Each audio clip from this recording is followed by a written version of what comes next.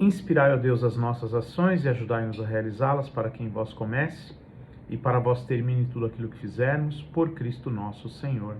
Amém. Finalmente chegamos à conferência número 20 do livro A Igreja Católica, escrito por Monsenhor Tihamer Totti, bispo húngaro, do início do século XX. E nesta conferência número 20, ele encerra com um tema muito simples e direto. Sou católico. Um tema que resume muito bem todo o conteúdo deste belíssimo livro, onde Monsenhor Tihamer Totti procurou simplesmente defender a verdadeira Igreja de Cristo perante todo o mundo. E aqui estamos apenas replicando as suas palavras. Neste capítulo 20, Monsenhor Tihamer, ele fala basicamente sobre 3 pontos importantes sobre o ser católico. Ele diz que para sermos bons católicos, primeiro temos de ter uma consciência católica, temos que estar bem conscientes da nossa religião, temos que obedecer à nossa igreja e temos que amar a nossa igreja. Então hoje vamos considerar o primeiro ponto e metade do segundo, para que o vídeo não fique muito longo. Ele começa com uma história de conversão muito bonita, real, acontecida na segunda metade do século passado. Ele relata que vivia um inglês cultíssimo, uma pessoa muito culta, o Marquês de Ripon, da nobreza da Inglaterra. Ele era também grão-mestre da maçonaria inglesa e era também um inimigo da Igreja Católica. Naquela época já havia na Inglaterra um forte movimento de conversões. As pessoas saíam da Igreja Anglicana e se tornavam católicas. Ele diz aqui, isso acontece até os nossos dias. E agora, 100 anos depois, nós podemos continuar dizendo, isso continua acontecendo até os nossos dias. Isto tem reconduzido ao seio do catolicismo uma multidão de anglicanos. Para paralisarem esse movimento de conversões, os maçons quiseram publicar uma obra importante e decisiva contra o catolicismo. A redação da obra foi confiada ao grão-mestre, Marquês de Ripon, que aceitou essa tarefa com muito gosto. Ele pensou, se tenho que escrever contra o catolicismo, devo primeiro conhecê-lo. E pôs-se a ler obras que tratavam da fé católica. Leu-as durante 10 meses. Mas após esses 10 meses, ao invés de escrever a tão esperada obra contra a Igreja Católica, ele apresentou-se na casa dos irmãos católicos oratorianos de Londres e pediu para ser recebido na Igreja Católica. Foi uma imensa surpresa. Como, perguntaram-lhe, Vossa Excelência, membro da nobreza anglicana, grão-mestre da maçonaria, quer fazer-se católico? O que foi que lhe aconteceu? O Marquês, resumidamente, respondeu o seguinte: achei na Igreja Católica 3 coisas que obrigam todo homem sem opinião pré-concebida ou preconceituosa a reconhecer que essa igreja, e somente ela, é a Igreja de Jesus Cristo. O que ele encontrou na igreja? Quais são as 3 coisas? Na Igreja Católica há um rochedo, que é Pedro, o Papa. Há um confessionário, que é o perdão dos pecados, através dos padres. E há um tabernáculo, que é o altar de adoração, onde os católicos adoram a Jesus Cristo em cada Santa Missa, ou simplesmente por entrarem dentro de uma igreja. E este Marquês fez-se realmente católico e viveu o resto da sua vida como membro fervoroso da nossa igreja. Quando lemos semelhantes casos e quando vemos como homens sérios refletidos que não nasceram no catolicismo, como é o caso de tantos, inclusive o meu, chegaram enfim, ao cabo de longas dúvidas e inquietações, ao porto de nossa Madre Igreja. Então fazemos-nos estas perguntas. Será que nós, que nascemos por graça especial de Deus, na verdadeira religião, nos sentimos felizes e ufanos disso? Será que temos consciência de ser membros dessa igreja? Será que sentimos essa honra, mas ao mesmo tempo também a nossa responsabilidade quando pronunciamos estas palavras? Qual sua religião? Eu sou católico. Quando iniciei este curso de instruções sobre a Igreja de Cristo, indiquei que as faria em número de 20. Esta é a 20ª. Termino, pois, neste momento, a série que consagrei à explicação do artigo do símbolo dos apóstolos, que diz: creio na Igreja Católica. E não poderíamos terminá-la mais utilmente, não poderíamos resumir com mais proveito a matéria já tratada, do que mostrando a tríplice ideia que encerra em si esta frase cheia de orgulho e de gratidão. Agradeço-vos, Senhor, por ser católico. Quais são essas 3 ideias? Primeiro, sou católico, logo tenho uma consciência católica. Segundo, sou católico, logo obedeço à minha igreja. Terceiro, sou católico, logo amo a minha igreja. Então, a primeira parte, tenho uma consciência católica. Sou católico, logo deve viver em mim a consciência católica. O que significa isso?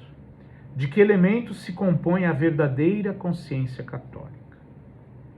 O primeiro elemento é, antes de tudo, uma santa e humilde ufania, um certo orgulho, no bom sentido, que tem consciência de si mesmo. Uma humilde ufania, pois não é a ufania que se ostenta. Cumpre-nos reconhecer a elevação do ideal que nos apresenta o catolicismo e também quanto estamos longe dele. Lutamos por este ideal, procuramos atingi-lo, porém, quanto mais caminhamos para ele, tanto mais longe de nós ele persiste. É isto que desperta em nós a humildade. Mas ao lado dessa humildade, vive também em nós uma santa ufania. Há de mergulharmos nossas raízes num solo de tradições 19 ou 20 vezes centenárias, onde haverá no mundo um tronco nobre de 2000 anos. A árvore genealógica dos católicos tem essa idade. Assim compreendemos a frase que um dia Montalembert dirigiu aos católicos franceses: meus irmãos, não vos orgulhais bastante, não amais suficientemente a velha nobreza do nosso catolicismo. Outro característico da consciência católica é a alegria transbordante, que, por assim dizer, expande-se exteriormente e procura mostrar ao mundo inteiro a ventura que há, ou a felicidade que há, em ser católico. Se soubéssemos o que significa de verdade sermos católicos, como o nosso coração pulsaria, como nossos olhos brilhariam de alegria, como andaríamos de cabeça erguida em meio às lutas, como nos manteríamos com firmeza e segurança na tempestade. Cada vez que recitamos no símbolo ou no credo, creio na Santa Igreja Católica, uma corrente elétrica deveria passar-nos nas veias e fazer-nos levantar a cabeça. Agradeço-vos, Senhor, por ser católico. Sabeis que festa celebramos no dia em que esta instrução é feita? A festa de São Pedro de Verona. Era então o dia 29 de abril. Quando ele era aluno primário, seu tio perguntou-lhe o que aprendera na escola naquele dia. Aprendi o símbolo dos apóstolos. Respondeu orgulhosamente o menino. Esse menino cresceu e fez-se padre. e quando foi varado de punhaladas por causa da sua fé, exclamou: eu creio, ou credo. E quando chegou aos últimos momentos e não teve mais força para falar, molhou um dedo em seu sangue e escreveu na terra esta única palavra: credo. São Pedro de Verona é para nós todos um exemplo imortal da maneira como devemos amar a nossa fé e confessá-la com alegria e orgulho. Mas por que me alegrar e sentir-me feliz? Devo alegrar-me e sentir-me feliz porque minha mãe é rica, porque minha mãe é bela, porque minha mãe é amorosa, e essa mãe é a igreja. Minha mãe, a igreja, é rica. Quantos tesouros ela possui? Mas será ouro, diamantes? Não. Mas principalmente o sangue de Cristo na Santa Missa, o corpo de Cristo na hóstia branca, a palavra de Cristo no Evangelho, a graça de Cristo nos sacramentos. O cardeal Newman, antes de sua conversão, ele era pastor da igreja anglicana. O seu rendimento anual elevava-se a 4.000 libras esterlinas. Ele estudou longo tempo a religião católica. Finalmente não pôde mais resistir à atração da Sagrada Eucaristia. Alguns dias antes da sua conversão, um amigo procurava desviá-lo desse passo. Pense no que vai fazer. Se você se fizer católico, perde um rendimento de 4.000 libras. Newman deu esta resposta: e o que são 4.000 libras em comparação de uma só comunhão? Ó sim, é rica a minha igreja. E como é bela a minha igreja! Com que entusiasmo São Paulo escreveu: Cristo amou a igreja e entregou-se a si mesmo por ela, a fim de santificá-la, depois de purificá-la na água batismal, com a palavra da vida, para fazê-la comparecer diante dele gloriosa, sem mácula, nem ruga, nem nada de semelhante, mas santa e imaculada. Efésios capítulo 5, versículos 25 a 27. Como não haveria de ser bela essa igreja, que é o corpo místico de Cristo? Como não haveria de ser bela essa igreja, que é o templo do Espírito Santo, a igreja do Deus vivo, a coluna e a base da verdade, conforme São Paulo em 1 Timóteo 3,15. E seus filhos também são belos? Também são sem mancha? Não. Infelizmente não. Eles podem e cometem faltas, mas a sua mãe, a igreja, esta sim é isenta de toda mácula. E como é amorosa minha mãe, a igreja? É amorosa porque é o próprio amor. Ela reflete incessantemente o amor divino. Com esse amor generoso, ela tem conquistado os povos para o jugo suave de Cristo. Com esse amor cheio de solicitude, ela vigia cada um dos nossos passos. Haverá mãe que mais se entristeça com os passos falsos de seus filhos do que a igreja? Que chora por aqueles que por um desvio de conduta ou de crença se separou dela? Quando reflito em tudo isso, é impossível que minha consciência católica não se afirme e que do fundo da minha alma não brote este grito de alegria: agradeço-vos, Senhor, por ser católico. O segundo ponto, metade apenas: obedeço à minha igreja. Mas como lembrei, ser católico não é uma fonte só de alegria, mas também de santos deveres. Se sou católico, obedeço à minha igreja. E como obedeço? Primeiro, confessando-lhe a doutrina. E segundo, observando-lhe os mandamentos. Sou católico, logo ponho o catolicismo na base da minha vida. Creio no valor do sobrenatural, daquilo que está acima da natureza. Reconheço sinceramente que esta vida terrena não pode levar à felicidade, senão pelos meios sobrenaturais, que são a oração e os sacramentos. Sou um homem moderno, portanto, aprecio também o gênio, ou a genialidade, a energia e o trabalho humano. Sou um homem moderno, portanto, estimo a máquina, a técnica, a indústria, o comércio. Sou um homem moderno, portanto, prego a ciência, as artes, a atividade social. Mas não sou bastante cego para considerar tudo isso como um valor essencial, bastando por si mesmo, e para não adorar e rogar acima e além de tudo isso, aquele que disse de si, conforme o Evangelho de São João, capítulo 15, versículo 5. Nosso Senhor Jesus Cristo disse: sem mim nada podeis fazer, nada. E cujas palavras conservam toda a sua verdade, mesmo na época das conquistas científicas.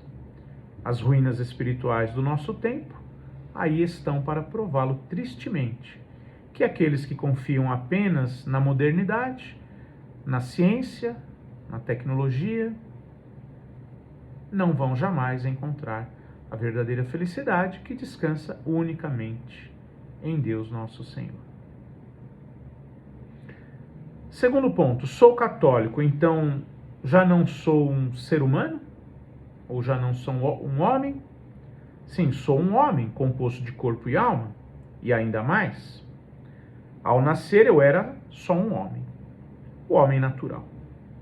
Mas após o meu nascimento, eu nasci uma segunda vez.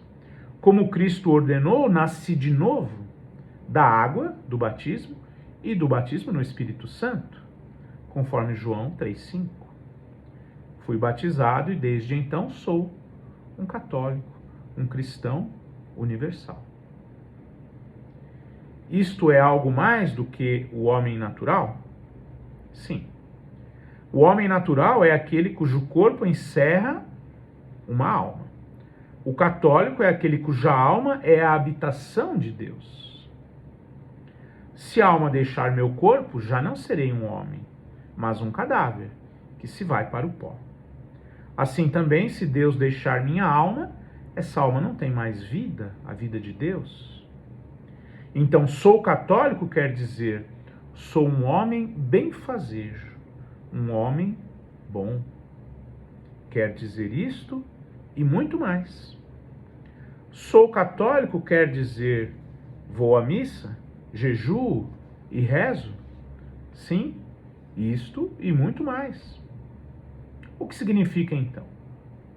Em conclusão desta parte, significa a centelha de vida sobrenatural e divina que em mim se torna uma chama. Conforme o Evangelho de João, capítulo 1, versículo 2. A todos os que o receberam, a Jesus, deu-lhes ele o poder de se fazerem filhos de Deus, aos que creem em seu nome. Essa vida divina implantada no homem, essa participação da natureza divina, conforme 2 Pedro 1,4, São Pedro nos diz que é a essência do cristianismo, a substância do cristianismo. O que o cristianismo tem dado à ciência, à economia política, às artes e à civilização é um mérito de segunda ordem, ao lado do fato de haver dado Deus à alma. Ou seja, o cristianismo trouxe Deus para dentro de nossas almas. Então, este é o seu maior benefício, para todos nós.